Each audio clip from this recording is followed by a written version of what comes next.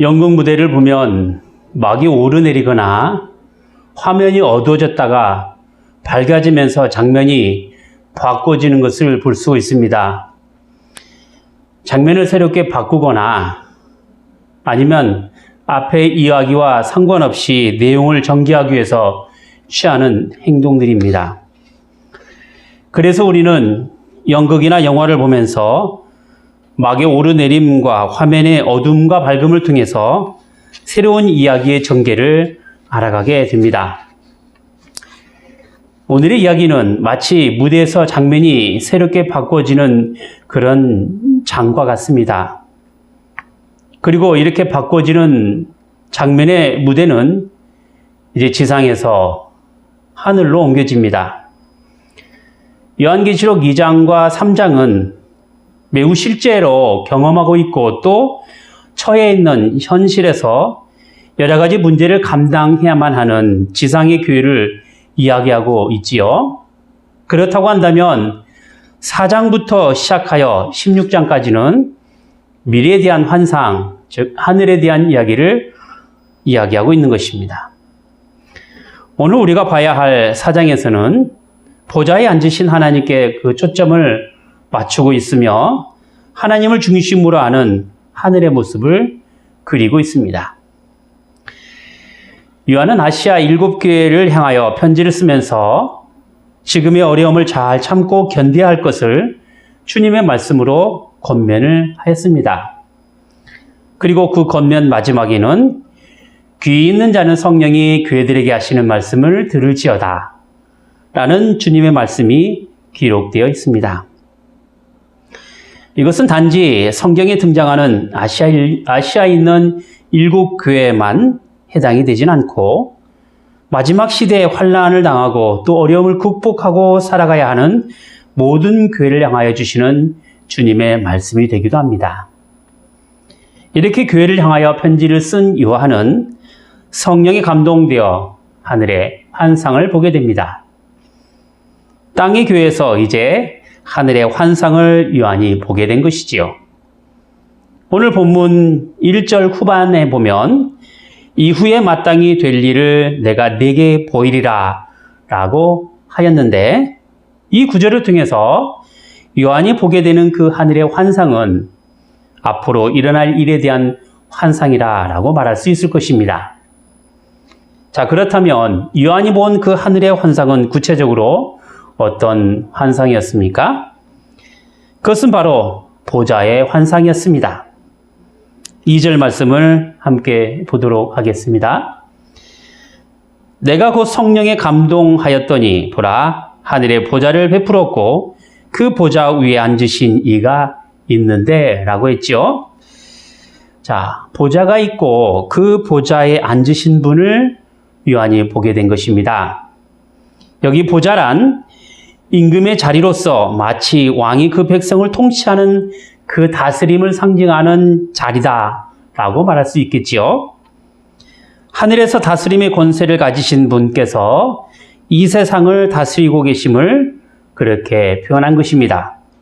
그런데 요한계시록 3장 21절에 보면 주님께서 라오디게아 교회를 향하여 이렇게 말씀하셨지요. 이기는 그에게는 내가 내 보좌에 함께 앉게 하여 주기를 내가 이기고 아버지 보좌에 함께 앉는 것과 같이 하리라 말씀하셨지요. 그것은 주님의 약속입니다. 이는 그 약속이 보좌에 앉으신 주님께서 환난과 핍박 가운데 믿음 안에서 잘 참고 견디며 신앙으로 승리하는 교회를 향하여 주신 말씀이 되기도 합니다. 정말로 주님께서는 나팔 소리 같은 그 음성으로 승리하는 교회를 부르십니다. 여기서 승리하는 교회란 아시아의 7교회를 향하여 주님께서 하신 말씀에 따라 마지막 핍박과 환난의 시대에 주님께 향한 순종으로 살아가는 모든 교회를 이야기하고 있는 것입니다. 그리고 그런 교회는 이제 하늘의 열린 문으로 들어가 하늘의 보좌와 함께 앉게 된다는 것입니다. 그런 점에서 요한이 본 그 보좌의 환상은 단순히 이 세상과 상관없이 하늘에서만 일어나는 어떤 모습이 아니다라는 것입니다. 이 땅의 교회와 밀접하게 연결되어서 장차 땅에서 일어날 일들과 관련되어 승리하는 교회와 또 핍박하는 세상을 비교함으로써 하늘의 보좌가 어떤 모습을 나타내고 있을지를 요한은 환상으로 미리 보고 있는 것입니다. 자, 미리 본 보좌와 그 앉으신 분의 모습은 어떠했습니까? 3절 말씀을 함께 보시죠. 앉으신 이의 모양이 벽옥과 홍보석 같고 또 무지개가 있어 보좌에 둘렀는데 그 모양이 녹보석 같더라. 자, 보좌에 앉으신 분은 누구십니까? 하나님이시죠. 하나님은 영이시니 무슨 모양이나 형체를 분명히 갖고 계시지는 않을 것입니다. 그러므로 여기 본문에서 보석과 같다라는 이 표현의 방법을 사용한 것은 그만큼 영광스러운 존재임을 알리고자 함에 있는 것입니다. 하나님께 향한 요한의 이런 표현 방법은 에스겔서 1장에 보면 아주 비슷하게 기록하고 있습니다. 에스겔서 1장 26절부터 28절을 한번 같이 보도록 할게요. 그 머리에 있는 궁창 위에 보좌의 형상이 있는데 그 모양이 남보석 같고 그 보좌의 형상 위에 한 형상이 있어 사람의 모양 같더라. 내가 보니 그 허리 위의 모양은 단새 같아서 그 석과 주위가 불 같고 내가 보니 그 허리 아래의 모양도 불 같아서 사방으로 광채가 나며 그 사방 광채의 모양은 비 오는 날 구름에 있는 무지개 같으니 이는 여호와의 영광의 형상의 모양이라. 자, 실제로 요한계시록에 등장하는 인물이나 여러 환상은 에스겔서에서 많이 언급되고 있습니다. 말하자면 에스겔 선지자가 본 그 환상의 모습을 요한계시록에 많이 등장시키고 있다는 것이죠. 당시 전쟁으로 인한 고통과 슬픔, 또 하늘에서 영광으로 나타나시는 그 하나님과 관련된 여러 가지 환상, 또 죽음에서 다시 살아나게 되는 마지막 날에 일어날 여러 가지 기적의 현상들과 이스라엘 회복이 바로 에스겔이 본 그 환상이요 또 약속이었던 것입니다. 이러한 환상을 에스겔 선지자를 통해서 이스라엘 멸망과 관련되어 하나님께서 계시로 보여주셨던 것입니다.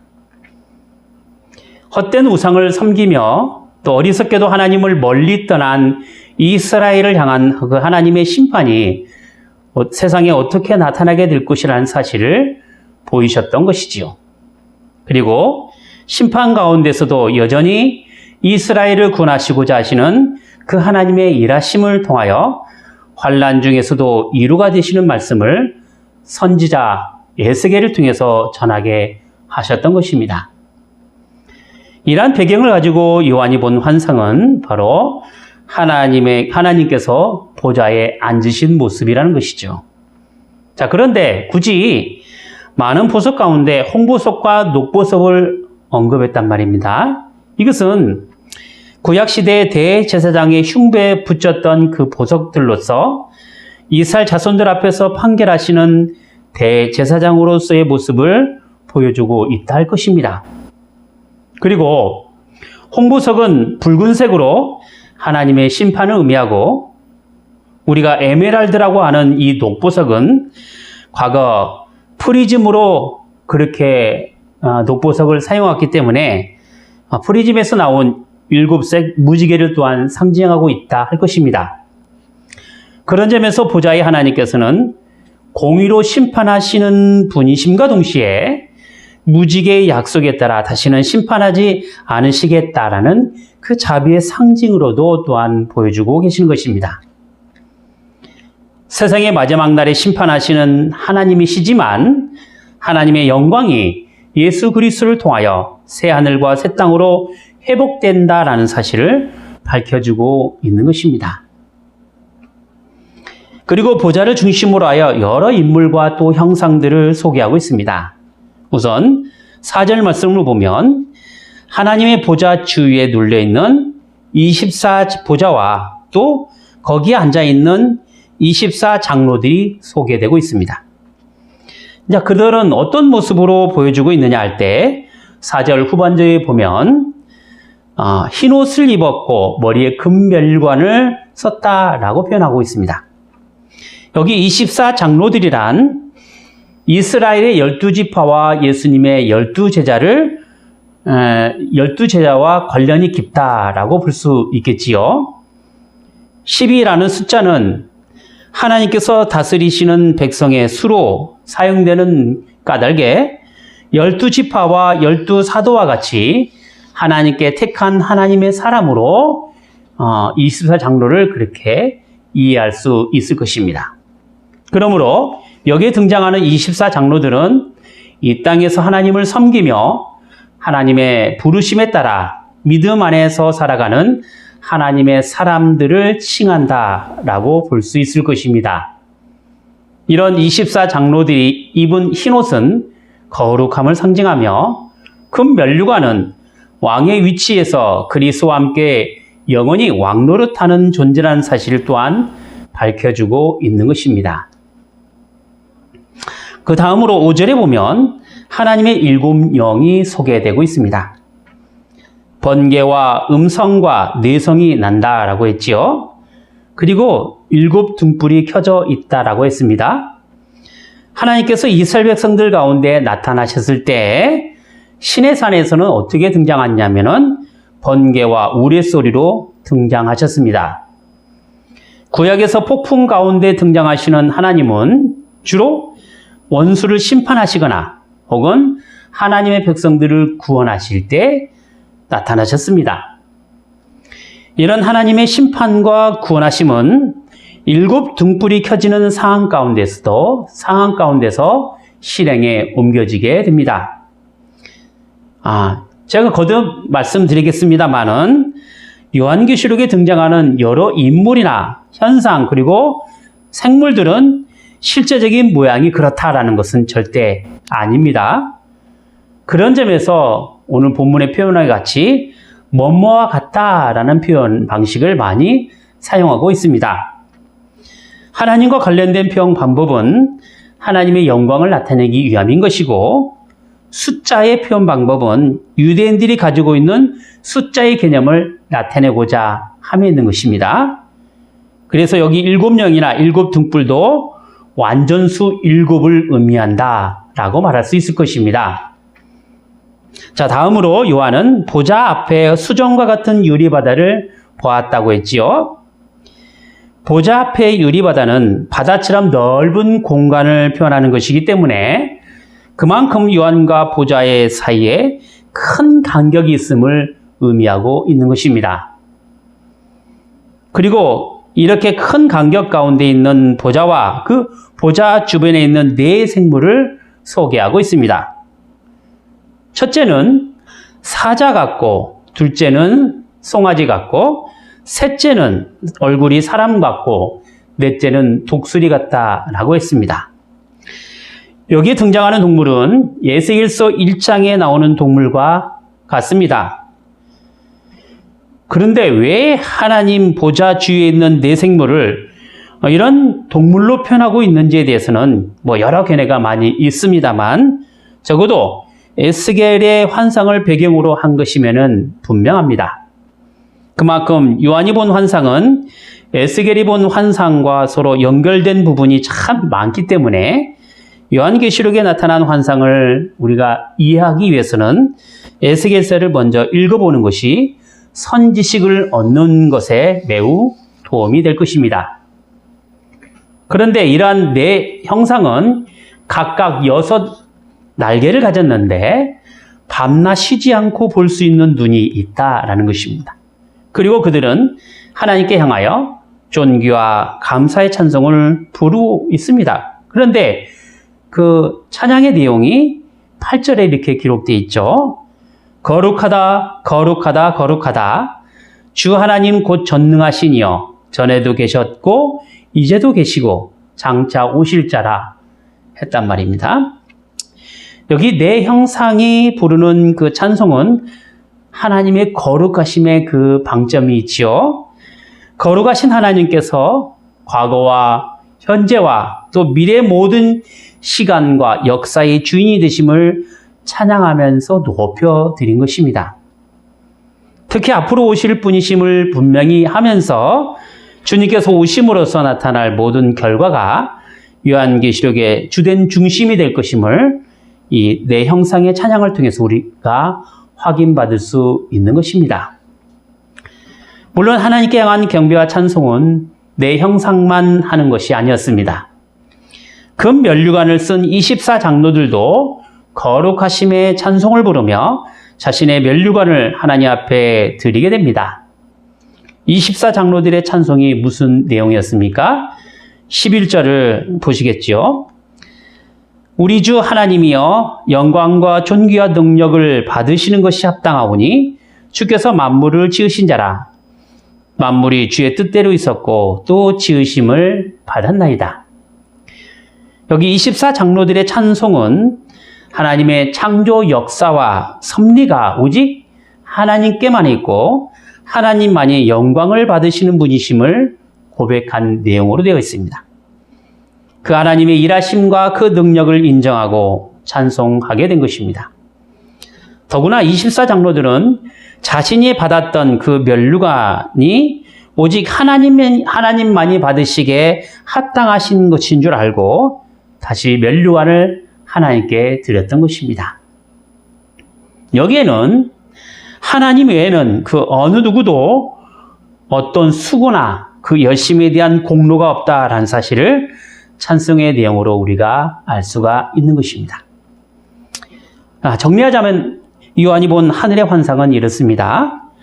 하나님께서 보좌 앞에서 영으로 나타나실 때 보좌 주변에 있는 금 면류관을 쓴 24장로들과 또 내 형상의 모습을 한 생물들의 찬송을 주께서 받고 계시는 것입니다. 이것이 요한이 본 보좌 위의 환상이라고 말할 수 있을 것입니다. 하나님께서는 영으로 존재하십니다. 그리고 그분의 나타나심은 큰 음성과 번개와 등불로 나타나십니다. 하나님께서 계시는 그 보좌는 가장 귀한 갇힌 보석을 통해서 그 영광스러움을 나타내렸습니다. 실제로 우리는 하나님의 영광을 눈으로 볼 수도 없고 이 지상에 있는 그 무엇조차도 어떤 식으로 표현할 수가 없을 것입니다. 바울은 디모데전서 16장 15절과 16절을 통해서 이렇게 이야기하고 있습니다.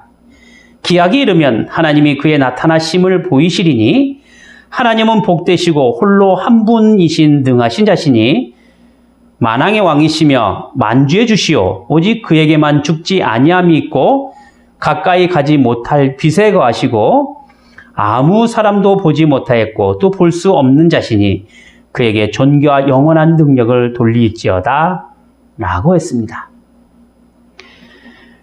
죄를 지은 인간은 스스로 하나님의 영광을 볼 수가 없습니다. 이것은 모세와 같은 믿음의 사람도 마찬가지였습니다. 그래서 구약에 사는 성도들은 하나님의 얼굴을 보면 죽는다라고 했던 것이지요.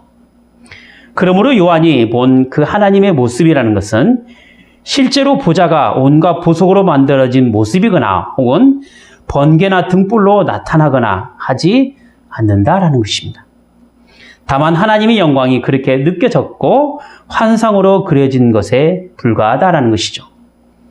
그러므로 괜한 상상력과 알레고리 해석으로 하나님을 이상한 분으로 만들어가지 말아야 될 것입니다.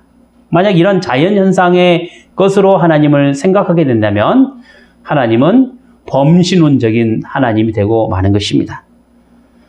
물론 우리는 하나님을 볼 수 있습니다. 그것은 바로 믿음의 눈으로 볼 수 있다는 것이죠. 마태복음 5장 8절에 뭐라고 기록되어 있습니까? 마음이 청결한 자는 복이 있나니 저희가 하나님을 볼 것이며 라고 주님께서 말씀하지 않으십니까? 요한복음 14장 9절에 보면 예수께서 가라사대 빌립아 내가 이렇게 오래 너희와 함께 있으되 내가 나를 알지 못하느냐? 나를 본 자는 아버지를 보았거늘 어찌하여 아버지를 보이려 하느냐? 라고 주님께서 또한 말씀하셨습니다. 그러므로 우리는 예수 그리스도를 통해서 하나님을 만나볼 수 있습니다. 그것은 예수님 안에 아버지가 되시는 하나님께서 계시고 하나님께서 또한 예수님 안에 계시기 때문에 그렇습니다. 예수님께서 행하신 모든 일을 통하여 우리는 하나님이 존재하신다라는 사실을 믿음으로 알게 됩니다. 그것은 주님의 공생의 사역을 통해서 죽은 자가 살아나고 풍랑이 잔잔해지며 병든 사람의 병이 낫게 되는 놀라운 능력으로 나타낸 것 바로 그것입니다. 그러나 예수님께서 이 땅에 오심은 단지 인간을 육체의 구원으로 끝나게 하려는 것에 있는 것이 아니란 말입니다. 그것이 아니라 우리를 멸망의 죽음으로부터 구원하시기 위하여 오신 것입니다. 바로 아담과 하와에게 약속하신 그 은혜의 언약을 하나님 아들이신 주님께서 친히 이 땅에 오셔서 인간들을 향한 그 구원을 완성하신 것입니다. 우리가 보아야 할 그 하나님의 존재는 바로 우리의 구원을 위한 하나님의 그 일하심과 그 능력에 있는 것입니다. 오직 우리의 경배 대상은 하나님 한 분밖에 없습니다. 오늘 본문에 등장하는 금면류관을 쓴 24장로들이나 네 형상을 가진 생물들이나 할 것 없이 다 우리 주 하나님을 찬양했습니다. 세상 모든 피조물은 하나님의 뜻에 따라 존재합니다. 모든 것을 하나님께서 만드셨고 하나님 없이는 아무것도 아니고 또 아무것도 할 수가 없습니다. 그래서 우리의 찬송은 우리를 만드신 전능하신 하나님께 영광을 돌리는 것이고 하나님만이 거룩하신 분이심을 고백하는 것입니다. 이 세상의 그 어떤 표현에도 부족할 만큼 놀랍고 영광 받으실 주님께 향한 우리의 신앙을 온 몸과 마음과 힘으로 높이 올려드려야 합니다. 우리는 우리의 구원이 온전히 이루어지는 하나님 나라를 소망하며 하나님의 사람으로 살아가기를 힘써야 할 것입니다. 말씀을 정리합니다. 고린도전서 13장 12절에 보면 이 말씀이 나오죠. 우리가 이제는 거울로 보는 것 같이 힘이 하나 그때에는 얼굴과 얼굴을 대하여 볼 것이요 이제는 내가 부분적으로 하나 그때에는 주께서 나를 아신 것 같이 내가 온전히 알리라 라는 말씀입니다. 자, 요한이 본 환상은 세상의 모든 아름다움과 화려함과 또 가치 있는 것으로서의 표현 방법이었지요. 하지만 이러한 표현마저도 사실 부분적으로 알 것뿐이고 거울로 보는 것 같이 희미할 뿐입니다. 주님 오시는 날 우리의 믿음에 따라 하나님 나라에 들어가게 되면 그때 비로소 우리는 온전히 하나님을 만나게 될 것이요 모든 것을 우리는 다 알게 될 것입니다. 그렇다고 지금 우리가 믿는 내용이나 하나님의 나타나심이 불완전하거나 혹은 결핍이 있다라는 이야기는 결코 아닙니다.